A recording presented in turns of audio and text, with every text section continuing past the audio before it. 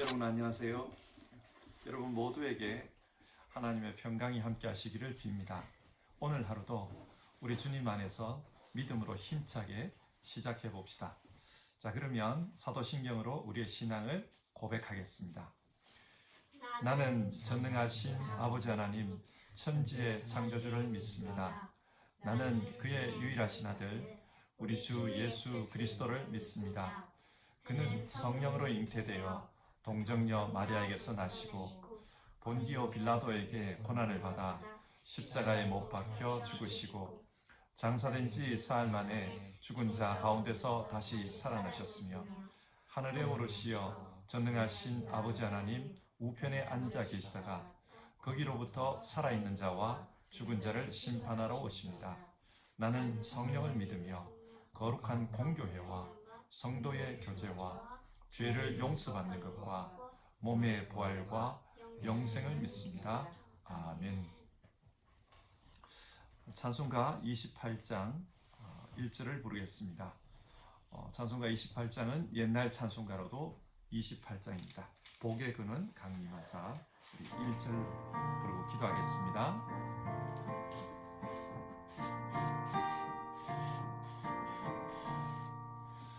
복의 근원 강림하사 찬송하게 하소서.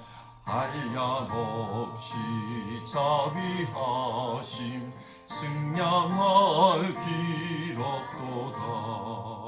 천사들의 찬송가를 내게 가르치소서. 구속하신 그 사랑을 항상 찬송합니다. 우리 같이 기도하겠습니다.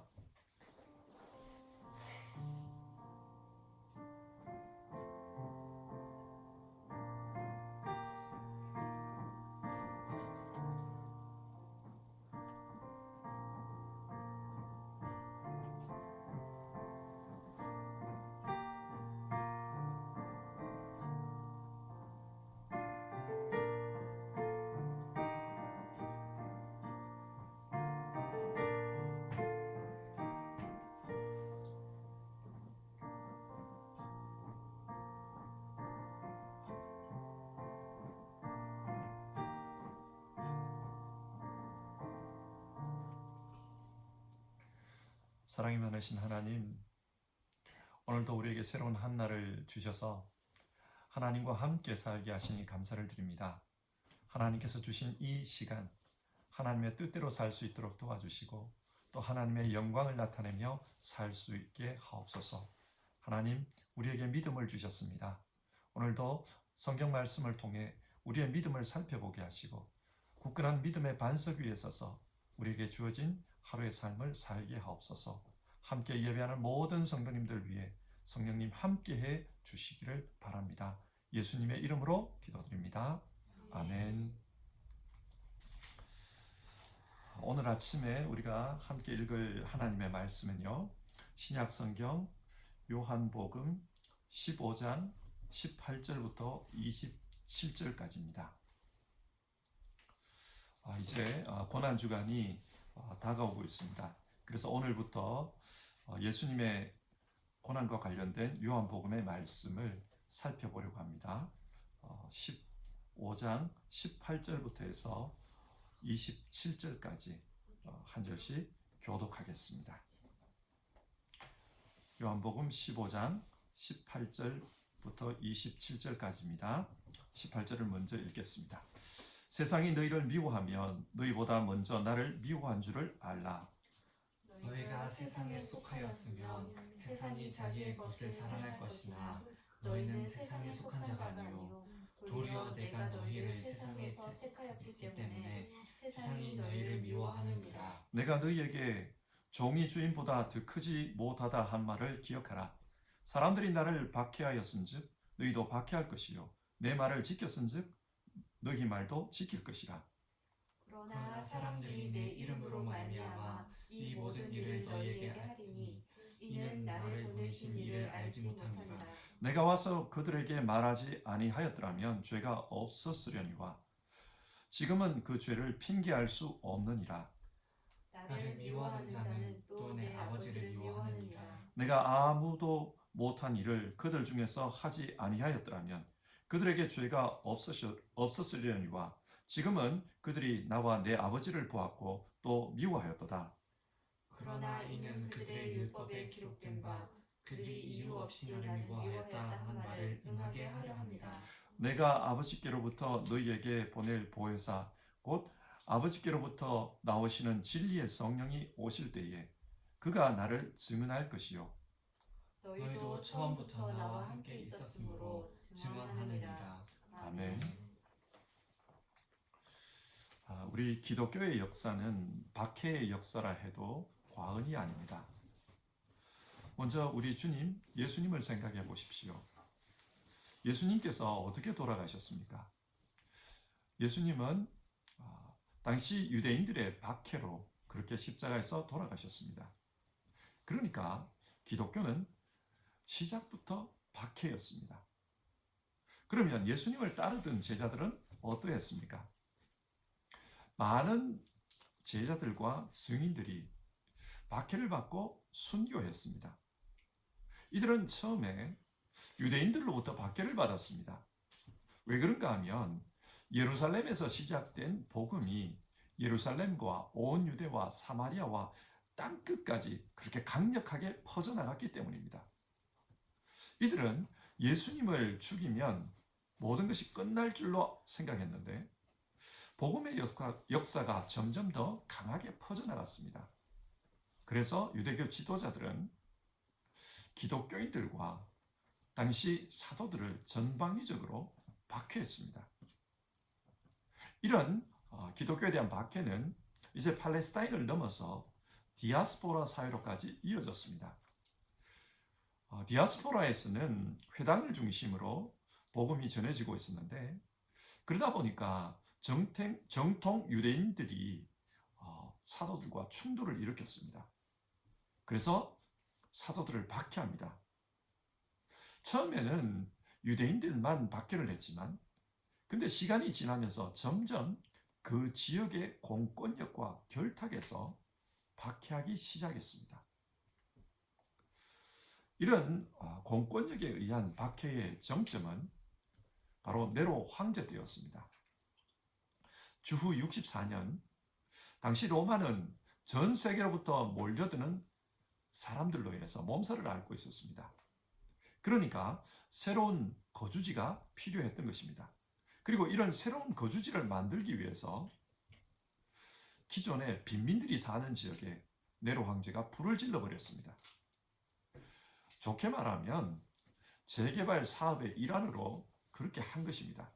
강제 철거를 한 거죠. 그런데 이것은 살인행위였습니다. 이렇게 해놓고 보니 너무 많은 사람들이 죽고 다쳤어요. 백성들의 분노가 만만치 않았습니다. 그래서 네로는 백성들의 분노를 가라앉히기 위한 속죄양이 필요했고 그 속죄양으로 기독교인들을 지목했습니다. 저 사람들이 불을 질렀다. 그리고 그것을 증명하기 위해 몇 명을 붙잡아다가 거짓 자백을 받았습니다. 상황이 이렇게 되니까 기독교인들은 그 로마 사회에서 공공의 적이 되고 말았습니다.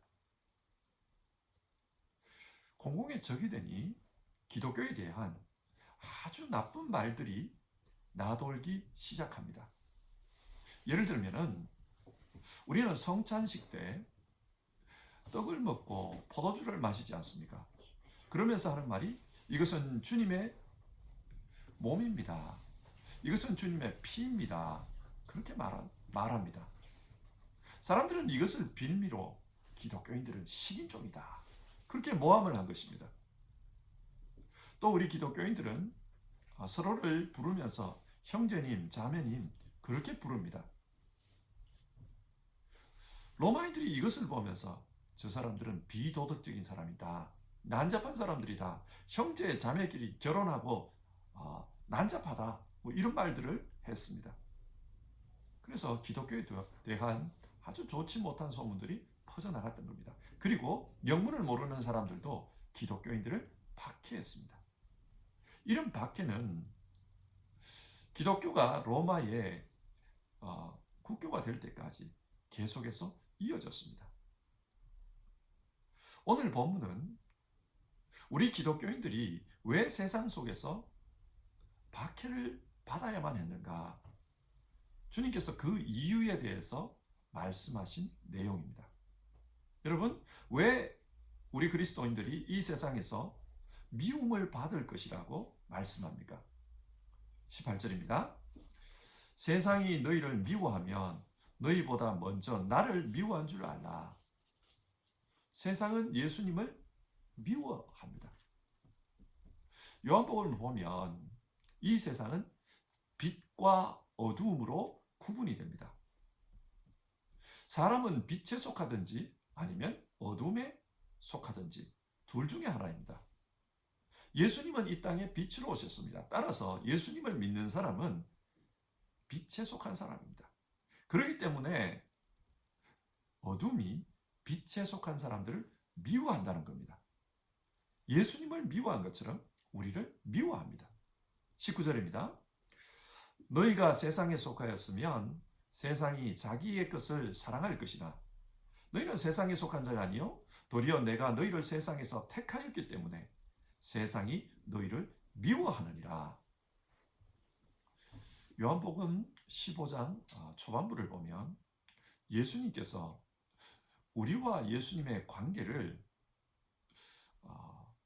포도나무 가지와 포도나무로 그렇게 비유하셨습니다. 우리는 예수님의 몸에 속한 자들입니다. 따라서 예수님이 이 땅에서 고난을 받았다면 예수님에게 속한 우리 역시 고난을 받을 수밖에 없습니다. 왜 세상에서 고난을 당하는가? 예수님께 속했기 때문입니다. 또 왜 그리스도인들이 고난을 당하는가? 그것은 죄 때문이라고 말합니다. 죄가 하나님의 사람을 싫어하고 박해합니다. 넘어뜨리기 위해서 흔듭니다. 여러분, 죄가 무엇입니까? 죄는 어떤 잘못된 행동을 하는 것도 죄이지만 사실은 성경이 말하는 죄는 그 잘못된 행동 이전에 이미 존재했습니다. 예를 들어 가인을 한번 생각해 봅시다. 창세기 4장에서 하나님은 가인에게 이런 말씀을 하십니다. 가인아, 네가 분하여 함은 어찌 됨이며 안색이 변함은 어찌 됨이냐? 네가 선을 행하였으면 어찌 낯을 들지 못하겠느냐? 선을 행하지 아니하면 죄가 문 앞에 엎드려 있느니라. 죄가 너를 원하나 너는 죄를 다스릴지니라. 하나님은 가인이 아벨을 죽이기 이전에도 죄가 그의 문 앞에 이미 도사리고 있다. 그렇게 말씀했습니다. 그러면서 가인에게 네 마음에 도사리고 있는 그 죄를 다스려야만 한다. 그렇게 말씀했습니다. 여러분, 여기서 말하는 죄가 무엇입니까? 죄는 행위 이전에 하나님과의 관계입니다. 하나님과의 관계의 단절, 그것이 죄입니다. 이사야서 59장 2절의 말씀인데요. 오직 너희의 죄악이 너희와 너희 하나님 사이를 갈라놓았고, 어떤 죄된 행동을 하기 이전에 죄악이 하나님과 우리 사이를 갈라놓았습니다. 이미 죄는 존재합니다. 그리고 이 죄가 우리로 하여금 죄악을 행하게 합니다. 그러니까 죄의 본질은 하나님과의 단절입니다. 가인은 범죄하기 이전에 이미 하나님과 단절되어 있었습니다. 그런데 오늘 성경은 이런 하나님과의 단절을 조금 다른 방식으로 표현합니다. 21절인데요. 그러나 사람들이 내 이름으로 말미암아 이 모든 일을 너희에게 하리니 이는 나를 보내신 이를 알지 못함이라. 죄의 다른 양상이 있는데 죄의 다른 양상은 하나님을 알지 못하는 것입니다. 히브리인들은 알다 이 단어를 우리와 좀 다르게 사용합니다. 히브리인들에게 알다라는 단어는 머리로 무엇을 이해하는 것을 의미하지 않습니다. 안다라는 것은 관계의 의미입니다. 예를 들어 아담과 하와가 서로 알았다. 이 말은 아담과 하와가 부부 관계를 가졌다. 그 말입니다. 히브리인들은 머리로 아는 것이 아니라 관계로 아는 것입니다. 그래서 오늘 성경에서 하나님을 알지 못했다. 이 말은 하나님과 관계가 단절되었다. 그런 뜻입니다. 하나님과 관계가 단절된 것. 그것은 하나님을 알지 못하는 것입니다. 로마서 1장을 보면 바울 사도가 모든 사람의 죄를 고백하면서 사람들이 그 마음에 하나님 두기를 싫어하며 그런 표현을 씁니다. 여기서 그 마음에 하나님 두기를 싫어한다. 이것이 무엇일까요? 헬라어에서 마음은 이성이 작용하는 곳입니다. 그러니까 마음에 하나님 두기를 싫어한다는 것은 자기 이성으로 하나님 알기를 싫어한다는 뜻입니다. 하나님에 대해 알기 싫어하는 것은 구체적으로 하나님을 보여주기 위해 이 땅에 오신 예수님을 알기 싫어하는 것입니다. 하나님께서는 예수님을 통해 자기 자신을 우리에게 보여주셨습니다. 그런데 그 예수님을 알기 싫어하면 하나님을 알 수 없습니다. 그래서 하나님을 모르는 것, 예수님을 모르는 것, 이것이 죄라고 말합니다. 24절을 보시면요. 내가 아무도 못한 일을 그들 중에서 하지 아니하였더라면 그들에게는 죄가 없었으려니와 지금은 그들이 나와 내 아버지를 보았고 또 미워하였느니라. 예수님께서 하나님이 어떤 분인지를 보여주셨습니다. 그런데 사람들은 그것을 알기 싫어했습니다. 예수님을 알기 싫어했고 그러니 하나님도 알기 싫어했습니다. 그 결과 죄는 예수님을 미워합니다. 그리고 죄에 속한 자들 역시 예수님을 미워했습니다. 뿐만 아니라 죄에 속한 자들은 하나님도 미워했습니다. 23절 나를 미워하는 자는 또 내 아버지를 미워하느니라.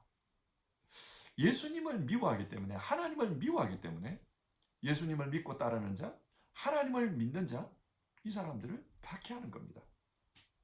왜 세상에 박해가 존재하는가? 그것은 죄가 있기 때문이다. 그런 말을 합니다.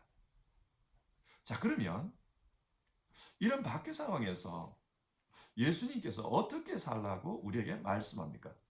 우리에게 제시하신 대처 방안이 무엇입니까? 26절인데요.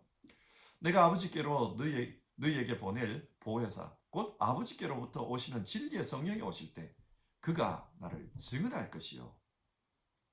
예수님께서는 죄가 박해하는 세상, 또 예수님을 싫어하는 세상, 이 세상에서 우리가 어떻게 살까?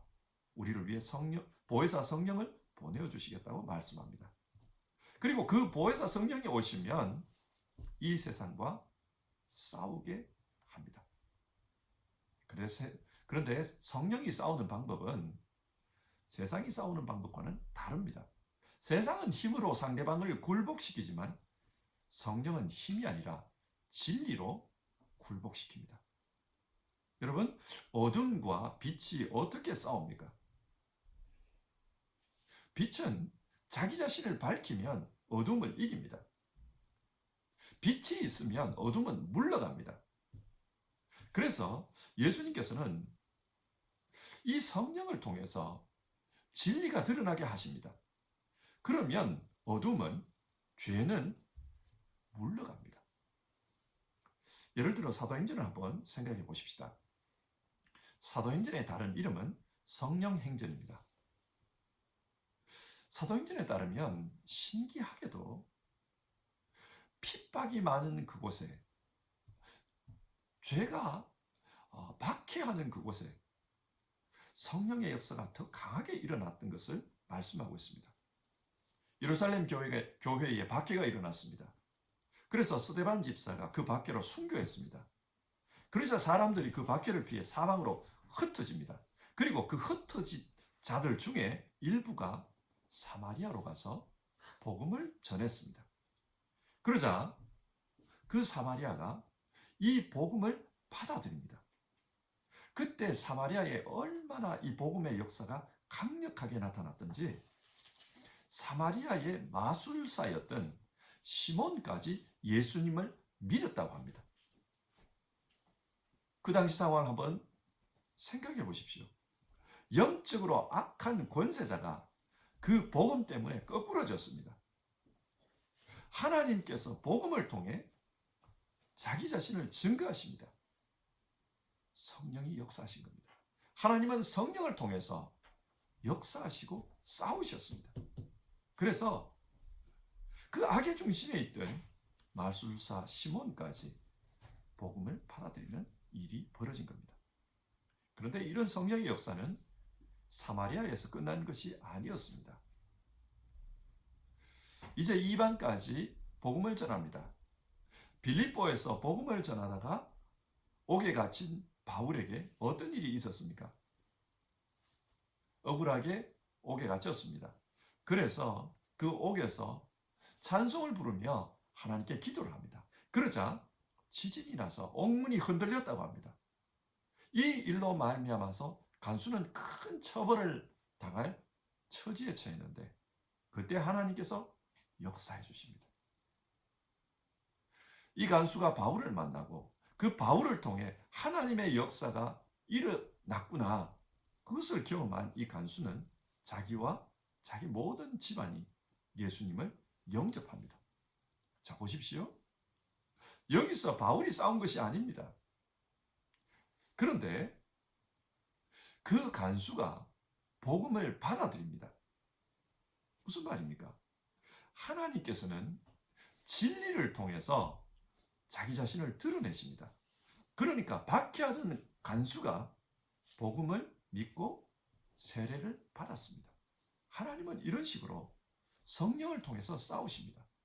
그렇기 때문에 이 세상에서 신앙으로 살다 어려움을 당하거든 그 성령을 믿으라. 성령을 통해 역사해 주겠다. 우리에게 약속하십니다. 자, 오늘 말씀을 한번 정리해 봅시다. 성도 여러분, 왜 우리 그리스도인들에게 어려움이 생깁니까? 우리가 예수님에게 속했기 때문이다. 성경 그렇게 말씀합니다. 만약 우리가 신앙으로 살다가 어려움을 당한다면 이것은 기뻐해야 될 일입니다. 왜 그렇습니까? 우리가 예수님에게 속했다는 증거이기 때문입니다. 흔히들 예수님을 믿고 신앙으로 살아보려고 하는데 쉽지가 않다. 그런 말씀을 합니다. 진짜 그렇다면, 진짜 신앙으로 살려고 하는 것이 쉽지가 않다면 이것은 좋은 일입니다. 무슨 말입니까? 지금 바른 길을 가고 있다는 겁니다. 경건하게 살려고 하니까, 거룩하게 살려고 하니까 자꾸만 죄가, 마귀가 방해를 하는 겁니다. 그렇다면 우리의 삶이, 우리의 신앙이 바른 길로, 바른 방향으로 가고 있다는 것입니다. 죄는 예수님을 싫어합니다. 마귀는 하나님을 싫어합니다. 그래서 믿음으로 사는 사람, 하나님을 붙들고 사는 사람, 그 사람을 힘들게 합니다. 바른 방향으로 달려가고 있기 때문에 생긴 어려움이다. 그걸 이해해야 합니다. 그런데 우리 믿는 사람들이 이런 어려움을 당할 때 어떻게 대처하라고 말씀합니까? 하나님의 영, 보혜사 성령이 함께 하신다. 그것을 믿으라고 했습니다. 성령은 진리를 통해 우리에게 찾아오십니다. 그러니까 하나님 말씀 붙들고 진리를 붙들고 살려고 우리는 끝까지 노력해야 합니다. 그 가운데 성령께서 역사하실 겁니다. 뿐만 아니라 우리가 어찌할 줄 모르는 그 상황에 성령께서 도와주시는 일들이 있습니다. 실제로 사도행전은 성령께서 어떻게 믿음의 사람들을 지키시고 보호했는지 그것을 말씀합니다. 성령께서 우리와 함께 하십니다. 그것을 믿어야 합니다. 기독교 역사 중에 윌리엄 캐리라는 분이 있습니다. 이분은 초등학교밖에 졸업하지 못한 분입니다. 이분은 영국에서 구두 수선을 하면서 그렇게 살고 있었는데 하나님께서 그를 부르신 겁니다. 그래서 1793년 영국에서 인도로 선교를 위해 파송을 받았습니다. 그러나 선교지에 가서 7년 동안 단 한 명의 사람도 전도하지를 못했습니다. 이 와중에 그의 아내는 병들어 죽었고 그의 자녀들도 죽어갔습니다. 그의 인생에 큰 어려움이 닥친 겁니다. 하지만 이 윌리엄 캐리는 기도하면서 하나님의 말씀을 붙잡았습니다. 자기가 붙잡을 수 있는 것은 그 하나님 말씀밖에 없었습니다. 그리고 그 말씀을 읽으면서 성경을 인도 말로 번역하는 일에 매달렸다고 합니다. 그런데 설상가상이었습니다. 그렇게 어렵게 번역한 그 인도어로 번역한 성경 원고, 그 원고를 집에 불이 나서 홀라당 다 태운 겁니다. 모든 것이 실패로 돌아갔습니다. 지난 몇 년 동안 수고했지만 그에게는 아무런 열매가 없었습니다. 그러나 그 상황에서도 이분은 진리의 말씀을 붙들었습니다. 그리고 이 말씀을 어떻게 하면 저들에게도 전해줄까? 거기에 골몰했습니다. 그 결과 윌리엄 캐리는 인도어, 벵골어, 인도방언, 미얀마, 중국어, 말레이어로 이 성경을 번역할 수 있게 되었다고 합니다. 이렇게 성경 번역을 마친 윌리엄 캐리는 인도와 중국, 그 동남아시아에서 선교 역사에 큰 일을 감당했습니다. 그래서 기독교사는 근대 선교의 아버지로 이 윌리엄 캐리를 지명하고 있습니다. 보십시오. 하나님은 우리가 어려움을 당할 때에도 우리와 함께 하십니다. 어려움 때문에 실패하도록 하지 않습니다. 우리 눈에는 하나님이 도와주지 않는 것 같지만 하나님은 묵묵히 함께 하십니다. 그래서 우리가 붙들고 사는 믿음, 우리가 붙들고 신앙하는 그 말씀 가운데 하나님이 살아계시다는 것을 보여주십니다.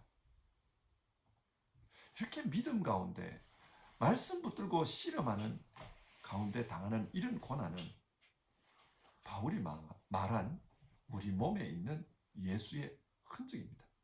내 몸에 예수의 흔적을 가져노라. 신앙 가운데 당한 이 고난은 우리 몸에 가진 예수님의 흔적입니다. 물론 우리가 의도적으로 고난을 만들거나 고난을 당할 필요는 없습니다. 또 우리가 잘못해서 다른 사람들로부터 핍박을 당한다면 그때는 빨리 사과하고 우리의 잘못을 고쳐야 합니다. 그러나 그런 것이 아니라 믿음으로 살려고 하니, 성경 말씀대로 살려고 하니 고난이 왔다, 어려움이 생겼다. 이것은 우리가 믿음으로 바르게 살고 있다는 증거입니다. 그래서 이런저런 믿음 생활에서 이런저런 어려움이 있다면 오늘 말씀을 붙들었으면 좋겠습니다. 고난은 신앙의 필수입니다. 예수님을 믿기 때문에 생겨나기 때문입니다. 그리고 이런 고난에 대해서는 하나님께서 싸워주십니다. 우리 이것을 믿고 오늘 신앙생활 했으면 좋겠습니다. 336장, 찬송가 336장을 부르겠습니다. 옛날 찬송가로는 383장입니다. 1절 부르고 우리 같이 기도하겠습니다.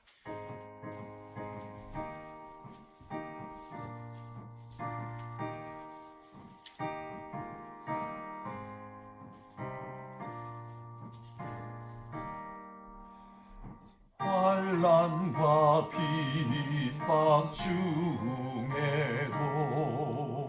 성도는 신앙 지켰네. 이 신앙 생각할 때에 기쁨이 충만하도다. 성도의 신앙 따라서 죽도록 충성하겠네. 아멘. 우리 같이 기도하겠습니다.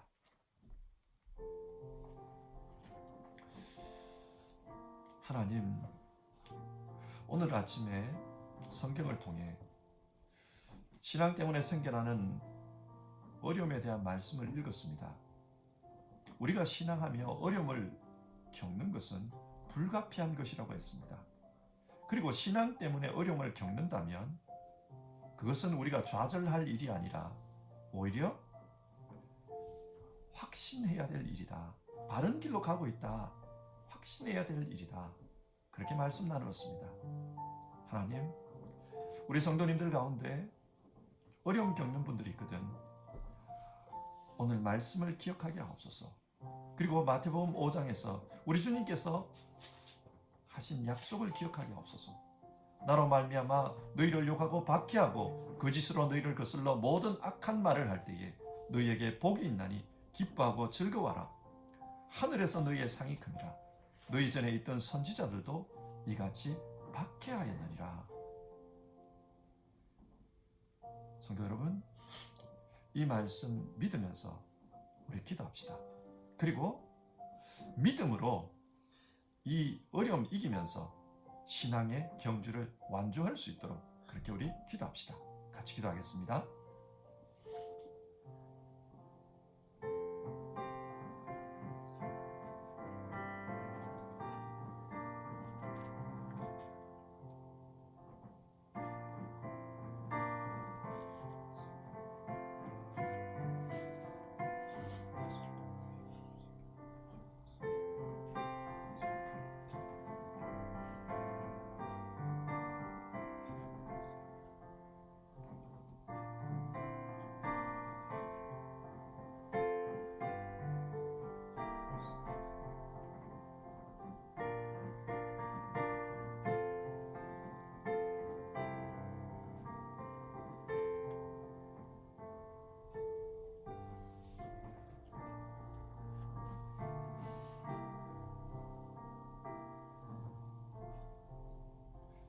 하나님 아버지, 오늘 말씀을 통해서 우리 믿는 자들에게는 고난이 필수적이다. 그렇게 말씀을 나눴습니다. 예수님을 믿기 때문에, 또 이 세상에서 죄와 싸우고 죄 짓지 않기 위해서 몸부림치기 때문에 그럴 때는 어쩔 수 없이 우리 삶에 어려움이 생긴다. 그렇게 말씀 나눴습니다. 정말 예수님을 따라가기 위해서, 또 죄와 싸우기 위해서 그러다가 어려움을 겪는 분들이 있거든. 오늘 말씀을 가지고 확신을 가지게 하옵소서. 어려움 때문에 좌절하는 것이 아니라 오늘 말씀 붙들고, 아, 내가 바른 믿음을 하고 있구나. 그래서 고난이 다가오는 것이구나. 확신할 수 있게 도와주시옵소서. 그리고 그 가운데 힘을, 또 용기를 가지게 하여 주시옵소서. 주님께서 우리에게 해주신 약속이 있습니다. 그리고 보혜사 성령을 통해서 우리를 지켜주시고 도와주시겠다고 말씀하셨습니다. 그것을 믿으며 용기를 가지게 하여 주시옵소서. 오늘 하루도 정말 믿음으로 영적인 싸움을 싸우며 또 승리하는 우리 성도님들 다 되게 하옵소서. 함께 예배하는 분들 한 분 한 분, 또 그 가정을 축복해 주시옵소서. 그래서 영적인 승리자들 다 되도록 인도해 주시옵소서. 세상이 많이 어렵습니다. 어려움 당하는 그곳에 우리 주님 긍휼의 손길이 함께 하시길 바라고, 우리 주님께서 베풀어 주시는 은총이 있기를 바랍니다. 많은 어려움을 겪는 이들 그 심령 속에 믿음을 가지고 굳건히 승리할 수 있도록 역사해 주시옵소서. 이 모든 말씀 예수님의 이름으로 기도드립니다. 아멘. 하늘에 계신 우리 아버지, 아버지의 이름을 거룩하게 하시며 아버지의 나라가 오게 하시며 아버지의 뜻이 하늘에서와 같이 땅에서도 이루어지게 하소서. 오늘 우리에게 일용할 양식을 주시고 우리가 우리에게 잘못한 사람을 용서하여 준 것 같이 우리 죄를 용서하여 주시고 우리를 시험에 빠지지 않게 하시고 악에서 구하소서. 나라와 권능과 영광이 영원히 아버지의 것입니다. 아멘.